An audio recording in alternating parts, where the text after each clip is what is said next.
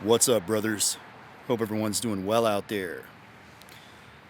I know you like to think you're in control of your own outcomes. So do I. But at the end of the day, it doesn't really make a difference whether you're a rich man or a poor man. The only difference is, if you're a poor man, you have to work really hard, and they take a little bit from you just to feed the machine. And if you're a rich man, you don't have to work quite as hard, but they take a lot from you just to feed the machine. At the end of the day, we're all just cogs in the machine. And the second you stop feeding the machine, I give it about 2 to 3 months and you're homeless. They can even give you $1 million. A year from now, it'll be gone if you stop feeding the machine. It's like we all have oars in our hand and we're rowing a boat. Every single last one of us. And the second you say, I'm tired of oaring, and you put the oar down, you're homeless. One way or another, that machine will get fed. It can be a good idea. It's a noble move to become a doctor or a STEM field or a tradesman. You're helping drive humanity forward. But 99.9% of people out there are just working to get a paycheck. They're just working to feed the machine. That's all they're doing is feeding the machine. Now, hey guys, I'd love to sit here and chit-chat about the machine, but I need a change of pace. Now, a lot of people, they want to know why the modern dating game feels so empty. Why dating and relationships is so empty and unfulfilling in this day and age. Well, I'll explain to you why it is. Again, you don't necessarily have control of all of your own outcomes. You only have 2 choices. Well, 3. But the third one is a life of loneliness. Now, some of you may like that. Most people don't want that. So we're just going to leave that one out. They give you 2 options. Option number 1 is to be a club maxer. I know it sounds like a cringe term. Yeah, this whole video sounds like it might be satire. But if you spot out a lie, please feel free to tell me. Now, in the 2020s, we use words like looks max, club max, money max, jester max. In the 70s, they used words like jive turkey. In the 2000s, they used words like dude and bro. In the 2010s, they used words like alpha, beta, and simp. Okay? Now we use words like looks max, club max. It is what it is, Sign of the times. Nonetheless, you have 2 options. As I said, number 1 is to club max. And the majority of guys out there in the self-improvement space revolve around club maxing. That's really all they can offer you is how to club max. Anything that goes by the words looks max, money max, status max, pickup artist max, cold approach max, table service max, VIP section max, jester max, whatever. This is all club maxing. And 99% car max, clothing max, style max, all this stuff, game max. They're all teaching you how to club max. That's where it begins and ends, in a nightclub. They're teaching you how to be the cool guy that's lucky enough to take a lady or 2 home every now and then. That's the fullest extent of that fountain of wisdom in the self-improvement space. Right? But that's fine if you want to choose that. But you have to understand it comes with consequences. Okay, we'll get to that in a little bit. Now, the second choice is to family max. Okay, now, oddly enough, in 2025, saying family max sounds more cringe than saying club max. Another sign of the times. But, a lot of people out there, they choose to family max, right? And you don't hear from these people. They're not in the manosphere. They're not, posting TikTok videos about delusional women or delusional men. No, they've family maxed. They're no longer living a sexy club lifestyle, right? Maybe they made the decision when they were 19 or 20 or whatever, and they decided, we're family maxing. Getting married, that means working, cooking, cleaning, babysitting, paying bills. It's not sexy, but that's the life they choose to live. Now, that's probably the noble decision. Most people aren't choosing that decision anymore, and I don't think that's a good thing. It's a bad thing that people aren't choosing that. But most people are choosing to club max. I don't fully understand the appeal in club maxing, but it's the popular choice, right? Their life revolves around being the cool, popular guy that, makes it happen at the nightclubs. And the girls want to go out and they want to party constantly. It's all about being sexy. It's about drinking. Even when they upload something on social media, they're club maxing. They play a club song in the background of their selfie. You're looking at their selfie and it's got a club song. It's ridiculous, right? It's silly. But everyone's club maxing, right? What is the end goal of club maxing? Well, you just keep club maxing, and at the end of the day, you've gotten drunk a whole bunch, you've hooked up with a whole bunch of people, and you're now completely relationship avoidant. You think women ain't shit, men ain't shit. That's life, right? But that's the current program. Everybody is club maxing. Everybody's taught to club max. It's all in the music. It's all in the movies. It's everywhere. It's promoted. It's what you've been told to do. And all the self-improvement gurus make fortunes off of teaching you how to club max. It's silly, right? But that's the current state that we're living in. And nobody benefits from club maxing. Nobody. Everybody gets sucked into the club maxing. You walk into the club and what do you get? A bunch of really loud, annoying music, a bunch of intoxicated people acting like fools, a bunch of fights taking place, people making out, hooking up in the cars. If you're a normal person, you walk into an environment like that and you're like, what am I doing here? I just want to go home. But people are programmed to believe that that's a good time. That's something they're supposed to be doing. They feel like they're missing out if they don't do it.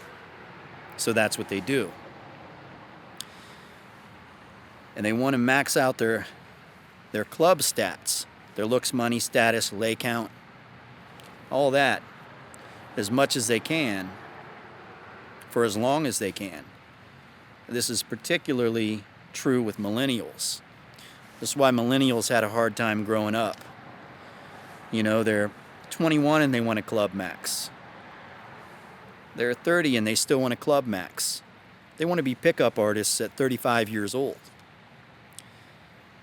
And there's no finish line. They just keep doing it. It's like they're programmed to continue doing this pointless activity. And to be honest, they're shamed if they decide they want a family max. But most people in this day and age wait too long. A girl can't club max her entire 20s and expect to be taken seriously in her 30s. But they're all doing it. Most of them are doing it. Enough to say all, right? It's a high percentage. And my speculation, again, we're all entitled to our own opinions. But based on what I'm seeing, the reason why this is taking place typically comes from an obvious reason, which is People aren't being raised by fathers, no strong fathers in the home. And here's why this is so important. I'm not going to give you like the cliche, bullshit, fucking mainstream news reason why. Now, here's what it is. As a kid, as a man, this is particularly for guys, for women a little bit too, but mostly for guys. When you become an adult, you will either be absorbed into your mother's side of the family or your father's side of the family. And if you're lucky enough to have a strong father and you're absorbed into your father's side of the family, you have an inheritance. All of your father's accomplishments, all of his father's accomplishments, someday become your accomplishments. Maybe he invested in real estate. Maybe he owns his own business. Maybe he's a doctor. Maybe he's a career military guy. Whatever it is he did, you have a path carved out for you to follow in his footsteps. You essentially have training wheels and you can just cruise right into it. Easy mode. If you're absorbed into your mother's family, when you turn 18, you're a man in a strange land. You have no idea what you're doing. You start from scratch, and you're not very well respected either. Respect is to be earned. When you have that inheritance from your father, it's just given. If when they know you're the son of an important man, nobody fucks with you. You get respect. When you're not, that respect isn't there. And you start from the bottom. And that's when you get frustrated, a lot of animosity. You're angry at the world. And you'll search for anything. You'll latch on to anything that looks like masculinity. Whether it's an alpha male guru, pickup, red pill, manosphere, sports ball, your favorite MMA fighter. You'd be a huge college football fan, and you didn't even go to the college, but you're just so obsessed with the team. You just constantly think about them, and you're hurt when they lose. Anything that feels like masculinity, you'll latch on to it. And the sign of masculinity, the faux masculinity of today's era, is club maxing. You're a real man when you're at the club and you're talking to hot women and you take one home and you sleep with her. So basic, so simple. Such a waste of time. And time goes on, and the guys that did have that privilege of, having leadership in their lives, they're the same age as you, but they've accomplished 10 times as much as you have. Their body count's a fraction of what yours is. They've slept with a handful of people, maybe only one person. You've been with 50, 100. And they've still accomplished 10 times of what you've accomplished. So you have to kind of look in the mirror and be like, damn, I wasn't as cool as I thought I was, right? But that's the problem. I'm not saying you in particular. You could be on any end of this, right? There's all sorts of guys. There's guys that are, as people would say, inkwells. There's guys that are players. There's guys that are, like I said, rich, poor, whatever. There's people on all different ends of this spectrum.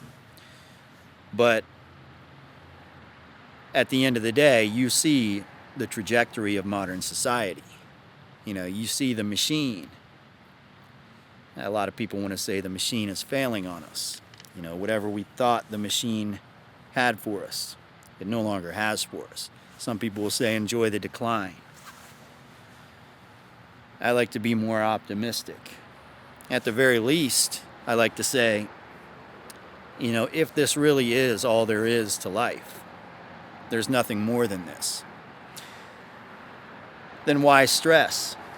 You know, why worry? I used to stay up late at night till 1:30, tossing and turning, stressed out about things that didn't even really matter.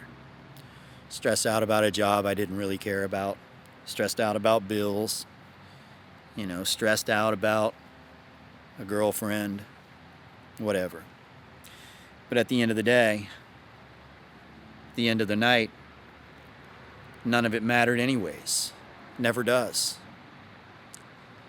You know, I'm just a cog in the machine too. Regardless of what the outcome is of any of those situations, I'm still going to be the same. You know, some could say that it takes the fun out of it. I think it takes the stress out of it. You know, life is what you make it, and fun is also what you make it. But, you know, the way that I kind of learned how the machine works, very simple. It's a very simple test. If you want to know how the machine works, play the credit card game. You want to know how the credit card game works? I had no clue. Everybody told me don't get involved in credit cards. It's just going to bury you in debt. You're going to lose all your money. I got a credit card and it was, I think, 1.5% cash back on all purchases. Paid it off every month, made a few dollars. Then I got another credit card that had a $250 sign-up bonus. So they gave me $250, and they gave me 3% cash back on all my purchases. Then I got another credit card, and it was like 4% cash back, but used as miles for traveling to give me free flights and stuff. I started to realize, I was like, well, I pay my bills off all the way every time. So they never charge me any interest. I'm always getting sign-up bonuses. I'm always getting, you know, these big 20% cash back deals and whatnot, free traveling. What is this? You know, why am I getting these perks? Well, when you feed the machine rewards you a little bit. You know, that's how wealth works, how money in the world works. The more you feed the machine, the easier they make things for you. They give these little perks and rewards. Now, the credit card game is, you know, sort of, I don't want to say cosplaying, but it's just a fake version of the machine, right? It's an imitation of the machine. That's all it is. The credit card game is an imitation of the global machine. And it will bury you if you don't feed the machine correctly. You know, if you don't realize what you're doing, it will destroy you. But if you play it and you realize how easy it is, it's just like a video game. It's just like one of those little kingdom building games people download on their phone. You realize it's not even real money. It's just numbers on a screen and plastic cards. And you play the game to win. And suddenly they're giving you all this free shit. And then you realize stocks are the exact same way. Real estate is the exact same way. It's just a physical version of it. You know, running a business is the exact same way. It's all the same thing. You know, this machine operates a specific way. And the more you feed the machine, you can call it, when I say feed, you can say whatever you want. I'm paying taxes, right? Whatever. But the more you contribute to the machine, the more it gives you back. But at the end of the day, you don't actually have anything. It all belongs to the machine. It's not yours. It's one of those things, it's like as soon as you think you got it, you're about to get it, but you never quite have it. You're always just hoping to have it.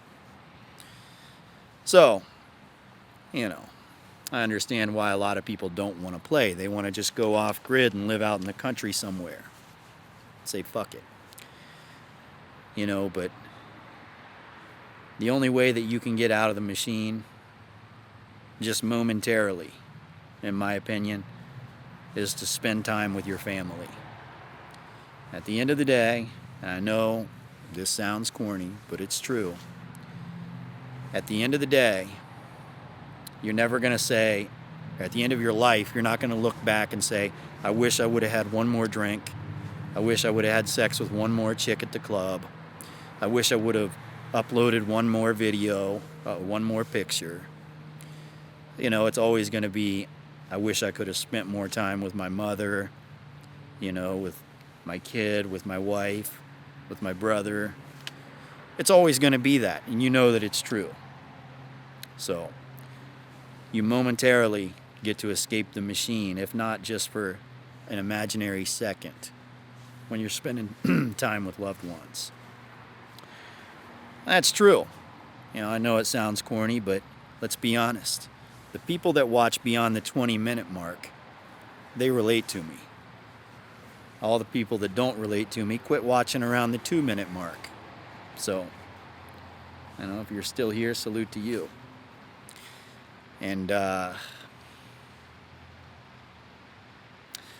if you've been here this long, type, I could use a change of pace in the chat to let me know that you watched till the end. Alright guys, suppose I won't ramble anymore, but I hope this video was somewhat informative, and that's about it for tonight. Until next time, see ya.